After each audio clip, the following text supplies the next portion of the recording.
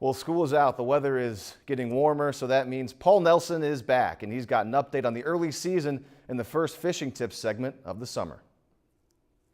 Welcome back to another season of Fishing Tips on Lakeland News. Give you a little update as far as where we are in the season. We had a real long winter. It lasted well into the spring. Then we had a cold spring, and then suddenly we had summer. It's like flipping a switch a lot of times when the seasons change in the Bemidji area. Water temps are in the low 60s right now. We've had a lot of rain in the last few days, so that's cooled the water temperatures down a little bit. The lakes are all full. Accesses are good. Right now, there's the last fish in the lakes to spawn are typically the sunfish family, which includes crappies and bass. Muskies are also a late spawner, so those fish are either right about to spawn, they're actively spawning, or have just finished spawning, depending on the water temps in the lake. And really, water temperatures drive what's happening in the lakes. The next thing that's going to happen is, as soon as these lakes warm up and start to increase water temps again, we're going to start to get the big insect hatches, the mayfly hatches, dragonflies.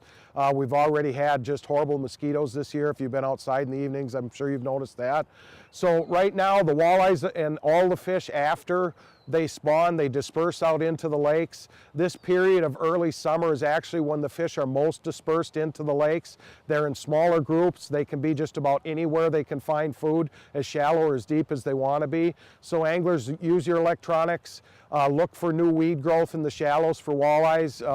The fish can be on the break line. They can also be down on that edge of hard to soft bottom. So another summer's ahead. We'll have fishing tips for you once a week on Lakeland News. And this has been the Fishing Tip of the Week. I'm Paul Nelson from the Bemidji Area Lakes Guide Service.